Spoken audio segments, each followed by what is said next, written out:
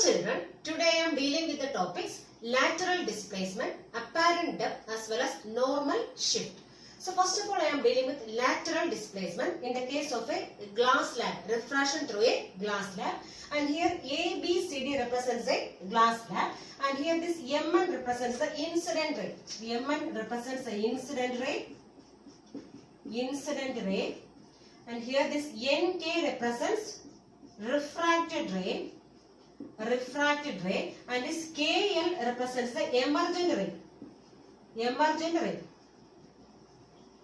So we know that in the case of glass slab, always this incident ray is parallel to which one? Emergent ray. So this is incident ray. Mn represents incident ray, and suppose we are extending this incident ray, and this dotted line represents the extension of incident ray. So here we are extending the incident ray, and this Kl represents emergent ray, and this perpendicular distance between the incident ray and the emergent ray is called as which one? Lateral displacement. So here this Kl dash represents which one? Lateral displacement. Kl dash represents lateral displacement. So how will you define this lateral displacement? So it is the perpendicular distance between incident ray and emergent ray. So here Kl represents emergent ray, and this Mn represents which one? Incident ray, and here we are extending this incident ray. So this Mn extension is given here in dotted lines, and this perpendicular distance between the incident ray and this emergent ray can be called as which one? Lateral displacement. So in the case of glass slab, so whenever light ray enters inside the glass slab, it may be laterally displaced. Suppose if the light ray has to go straight, means it has to go like this. So along the dotted lines it has to go. But what happens is inside the glass slab, this light ray undergoes refraction. That means it may be bending. And this lateral displacement is how much here? K into Kl dash. Okay. And this distance can be called as which one? Lateral displacement. And this lateral displacement mainly depends on two factors. What are the factors? So first one is angle of incidence.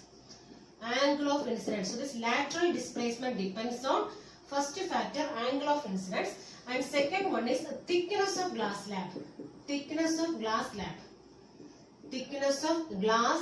slab. And here T represents thickness of glass slab. So whenever thickness is more, what happens is lateral displacement, it also will increase. And whenever angle of incidence is more, at that time also this lateral displacement will be increasing. So here this I1 represents the angle of incidence on the first surface, and this R1 represents angle of refraction on the first surface, and here I2 represents angle of incidence on the second surface, that means on the surface DC, and here R2 represents angle of refraction, or we can say angle of emergence. So in the case of glass slab, we know that this I1 is equal to which one? This angle of incidence is always equal to which one? Angle of emergence, that means R2. So I1 equals R2 in the case of which one? Glass slab. So in the case of glass slab, always angle of incidence is equal to which one? Angle of emergence, as well as incident ray is parallel to which one? Emergent ray. Okay, and this perpendicular distance between incident ray and this emergent ray is called as which one? Lateral displacement. So it depends on mainly two factors, angle of incidence as well as second one, thickness of glass slab. Okay, so now we have to find a formula for which one is lateral displacement, and here we can see an angle here. So if you are extending this incident ray, then this incident ray and this refracted ray makes an angle here, and this thickness delta here, and this delta means it is angle of deviation. This delta represents angle of deviation. That means how much this light ray is deviated from which one? From this original ray. Okay, so how much this light ray is deviated. So actually this light ray has to go like this, but what happens is it may be deviating. So how much this light ray is deviated is given by delta, and this delta means it is angle of deviation. Okay, so now what we have to do is we have to find a formula for which one is lateral displacement, Kl dash. Okay, so for that, first of all, we have drawn a perpendicular from K.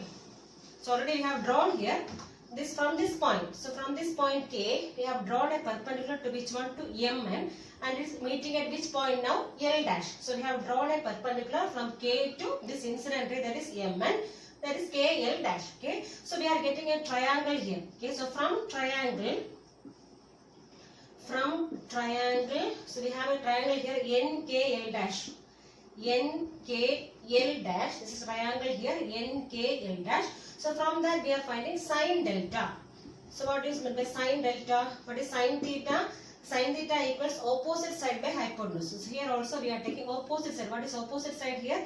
KL dash. Okay, so KL dash divided by hypotenuse, and this is 90 degree. We know this is a perpendicular only, so this is 90 degree. So opposite side is which one?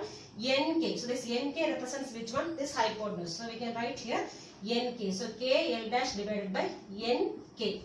Okay. So from this we have to find which one? This KL dash. What is KL dash from this one? So KL dash equals, just cross multiplying, we will be getting NK into sine delta. So this KL dash actually represents which one? This lateral displacement. So take it as equation number 1. And what is delta here? Delta represents angle of deviation. So how much is light rays deviated from this original incident ray? Okay.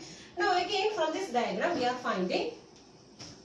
So we have another one triangle here.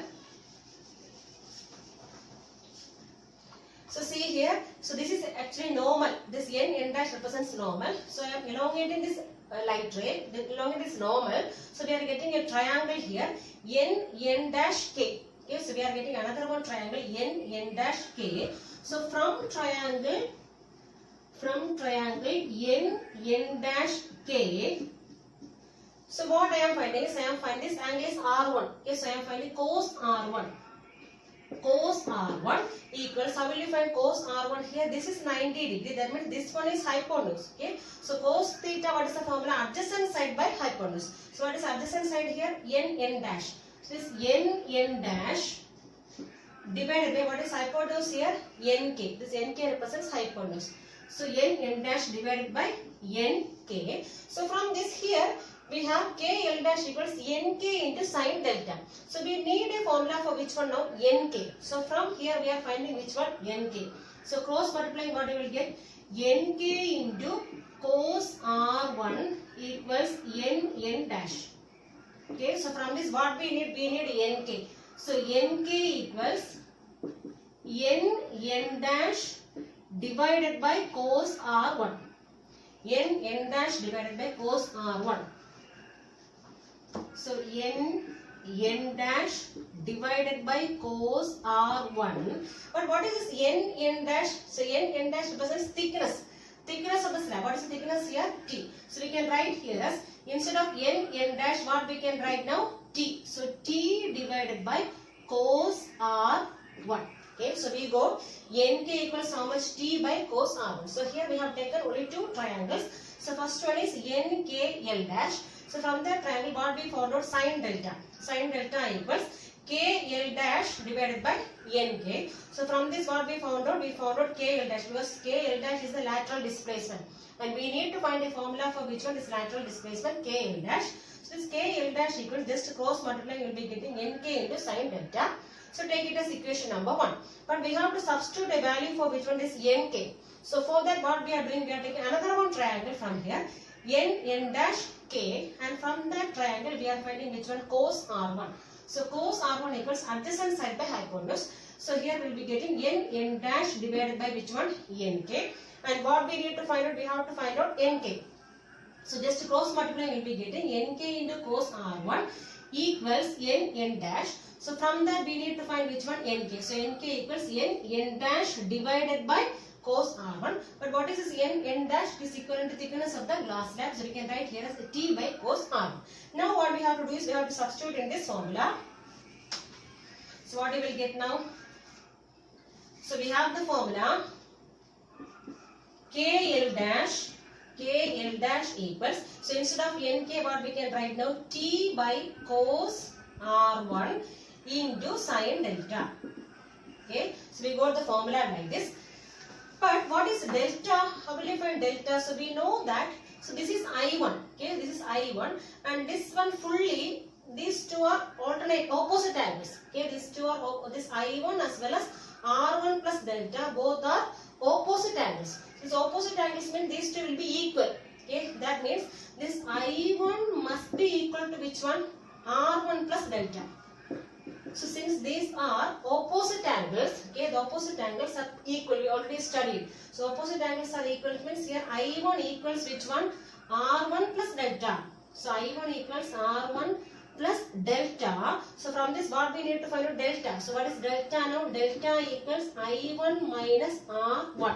Okay. So since opposite angles are equal, so we can write I1 equals both angles together, R1 plus delta. So from that what is delta? Delta equals I1 minus R1. So we can write here as T by cos R1 into sin, instead of delta what we can write down? I1 minus R1. I1 minus R1. So this is the formula for which one? This lateral displacement. So it is the perpendicular distance between the incident ray and this emergent ray. And this lateral displacement mainly depends on two factors. What are the two factors? Angle of incidence and, so first one is angle of incidence and second one is which one? Thickness of glass slab. Thickness of glass slab. These two are the important factors on which this lateral displacement depends. Okay, so this is about which one? Lateral displacement. Formula is T by cos R1 into sin of I1 minus R1, and here T represents thickness of the glass slab. Next is apparent depth and normal shift. The depth of an object immersed in water seems to be lesser than the actual depth of the object. So here, suppose this xy represents a water surface and we are considering an object, point object O at a depth from this water surface. Okay. So this actual depth, the depth of this object seems to be lesser than the actual depth. So here we are assuming an object O, point object O at an actual depth of OA. This object is at an actual depth of OA from the water surface. This OA represents actual depth. So this object is at an actual depth of OA below the water surface, and we are considering one light ray traveling perpendicular. So consider one light ray from this object. So it is traveling perpendicular. So it is falling perpendicular to the water surface like this. So it is falling perpendicular. So what happened to this light ray? It may go straight because it will not undergo any refraction because it is going straight only. So whenever a light ray travels normally to a surface, what happened? Normally between two medias, so it may go straight. So it will not undergo any deviation. So this normal light ray will go straight. Will not undergo any deviation. Will not undergo any deviation. That means will not undergo any refraction. So whenever a light ray travels perpendicular or normal to the surface. So here this is water surface. This is water only. So inside the water. And this one is air. So this light ray is traveling from water to air, and suppose this light ray is traveling normal or perpendicular to the surface, between the two surfaces, what happens? So it may go straight, it will not undergo any deviation. That means this light ray will be going along the path which one? OA, A dash. So it is going along the path OA, A dash without undergoing any deviation. Okay. And suppose we are considering another one light ray falls on this water surface. Okay, this light ray, this OB. So we are considering another one light ray OB, and this OB light ray falls at an angle I1. So this angle is taken as I1, and this light ray falls on this water surface, making an angle how much? I1 with the water surface. That means here I1 represents which one? Making angle I1. This OA falls on the surface, making an angle how much here? Angle I1. And this I1 represents which one? Angle of incidence. So here angle of incidence is taken as how much? I1. So this light ray falls on this surface, making an angle how much here? I1. So what happened to this light ray? This light ray is traveling from a denser medium.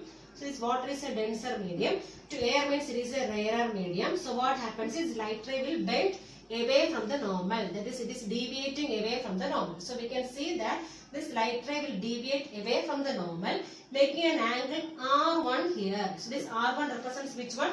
Angle of refraction. R1 represents angle of refraction. Angle of refraction.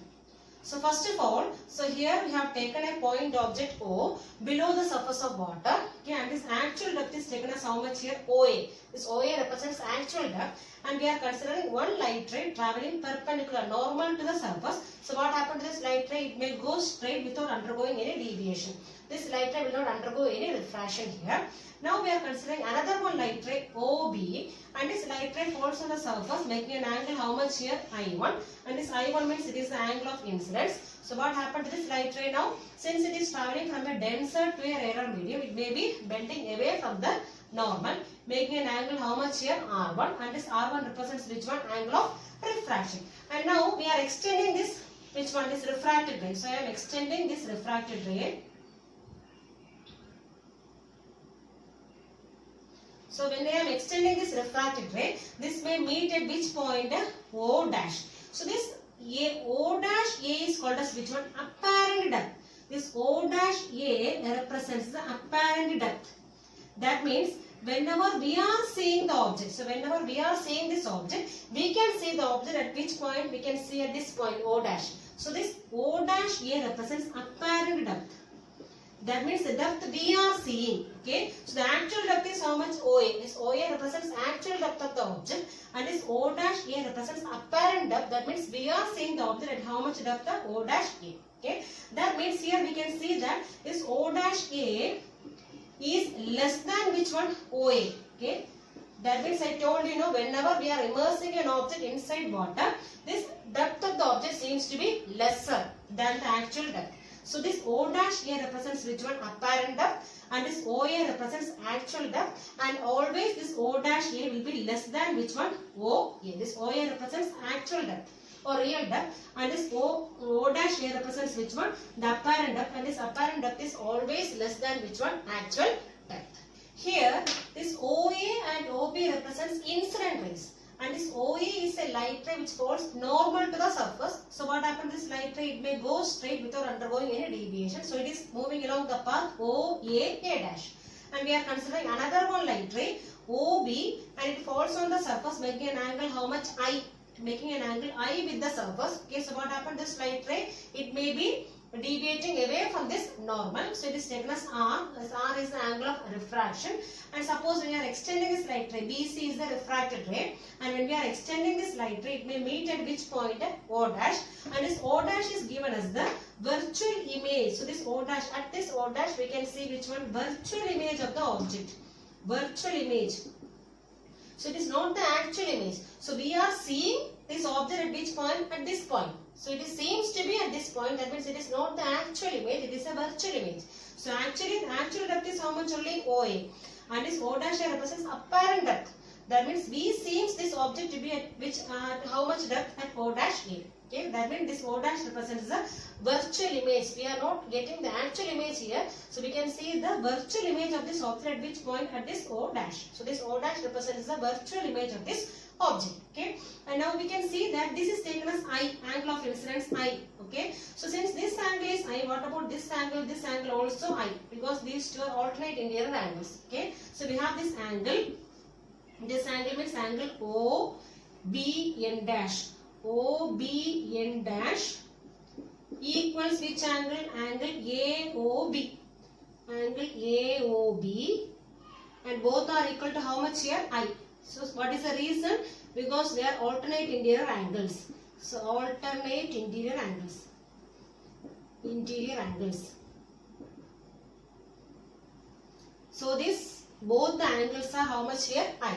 And we know that this angle is taken as R1. Then what about this angle? These two are corresponding angles. It's a transversal, and we can say that this one and this one are taken as corresponding angles. We know that corresponding angles are same. We studied in mathematics. So these corresponding angles are same, as well as alternate interior angles are also same. So here this one and this one, these two are corresponding angles. That means these two must be same. So we can write here as this angle is angle NBC. So angle NBC equals which one? Angle AO dash B. AO dash B, both are equal to how much here? R. What is the reason? Since they are corresponding angles. So we know that corresponding angles as well as alternate interior angles both are same. Okay, so these two angles are same here. Now we are getting two triangles. We are getting the triangle O dash AB, as well as we have the triangle OAB. So we are taking these two triangles for this derivation here.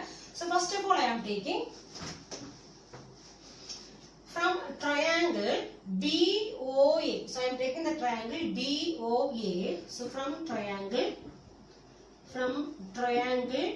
BOA, I am finding sin I. So sin I equals, what is the formula for sin I? Opposite side. What is opposite side here? AB. Opposite side, yes, AB. Opposite side divided by hypotenuse. What is hypotenuse? This is 90 degrees. So what is the hypotenuse here? OB. So we can write as AB by OB.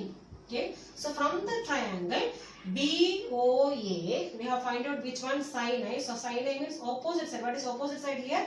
AB divided by hypotenuse. What is hypotenuse here? OB. Okay. So take it as equation number 1. And similarly, we are finding from another one triangle. Which triangle we are taking? Triangle AO dash B. So from triangle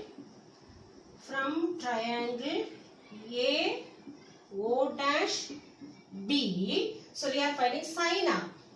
So here we are finding sin I because the angle is I only. So here angle is R. So I am finding sin R here. So sin R equals, again what is the formula? Opposite side. What is opposite side here? AB. Opposite side divided by hypotenuse. What is hypotenuse here? This is 90 degrees. So hypotenuse is which one? O dash B. So O dash B. Take it as equation number 2. So we have taken here two triangles. So first of all, this angle I means, what about this angle? These two are I because they are both alternate interior angles. And here this is R means, what about this angle? This is also R because they are corresponding angles. And we are taking two triangles here. So first of all, we are taking triangle OAB. So in that one, what we are finding? Sin I. What is sin I? AB by OB. And similarly, we are taking another one triangle BO dash A. So in that we are finding which one? Sin R. Sin R equals AB divided by O dash B. Okay, so take it as equation number 2. So we got two equations for sin I and sin R. And here we know that light is traveling from which one? Water to air. So this is water only, denser medium. So water is a denser medium. Okay, and here light ray is traveling from a denser media to a rarer media, and we are finding refractive index of this denser media now. Okay, so I am finding refractive index of this denser media. What is denser media here? Water. So refractive index of water with respect to air I am finding. Okay, so we are finding refractive index of water with respect to air. So we are finding the refractive index of this media, water. Okay, so refractive index of water with respect to air equals ratio of sin of, so since we are finding refractive index of water, so we have to take the numerator sin of the angle at the next medium. So what is the angle at the next medium? R. Okay, so we can write as sin R by, then next comes which one? Sin I. So since we are finding refractive index of water, denser media with respect to rarer media, so we are taking the sin of angle in rarer media divided by sin of angle in denser media. Okay. Suppose if you are finding refractive index of air with respect to water, then how will you write this equation? Sin of I, just opposite, sin I by sin R. Because here we are finding refractive index of rarer media with respect to denser media. That means sin of angle in which media? First of all, we are taking denser media divided by sin of angle in which one? Rarer media. Okay, so like the just opposite we have to check. So here we are taking which one? Refractive index, symbol is mu. Refractive index of denser media, water, with respect to air. So denser media with respect to rarer media. That is equivalent to ratio of sin of angle in rarer media. What is angle in rarer media? R. Divided by which one? Sin of angle in denser media. Okay, so we have refractive index of water with respect to air equals sin R by sin I. That is equivalent to, what is sin R? Now only we found out sin R. So instead of sin R, I am putting here AB by O dash B. O dash B, then divided by sin I. That means we can multiply by reciprocal. So sin I, what is the reciprocal? Sin I is AB by OB. So reciprocal means OB by AB. So I am multiplying by which one? OB by AB. OB by AB. And this AB cancels. So remaining we are getting OB by O dash B. So we got here as refractive index of water with respect to air is how much? Refractive index of water with respect to air is OB by O dash B. And suppose if these angles are very, very small, suppose this I, R, everything are very, very small, so we can take this B to be closer to A. Okay, so we can assume this B. So we are assuming here this point B is closer to A. Okay, so we are assuming. So assume that. So we are assuming that point B is very close to which one? Point A. Very close to point A. So what is the reason? Since these angles are very small. So since angles are very small, we are assuming. So then only we can find the formula. That is why we are assuming here. These angles are very small. So we can take this point B to be very close to which one? Point A. So if this point B is very close to A, we can write here as OA will be approximately equal to which one? OA equals OB. So we can write here as OA equals OB because we are assuming this point B to be closer to A. That means OA must be equal to which one? OB. Okay. Similarly, we are taking, then at that time what we can write? So O dash A will be equal to which one also? O dash B. So if you are assuming this point B closer to A, then what we can assume now? OA will be equal to which one? Approximately equal to OB, and similarly O dash A will be approximately equal to which one? O dash B. Okay. Now we are substituting here. So I am getting here. So I got here a refractive index of water with respect to air. With respect to air equals, what is the formula? OB by O dash B. This only we got now. OB by O dash B. Okay. But that is equivalent to, now we have OB equals which one? OA. So instead of OB, what I am writing now? OA. So instead of OB, I am writing OA here. So we can write here as OA divided by O dash B is equivalent to now which one? O dash A. So instead of O dash B, what I am writing now? O dash A.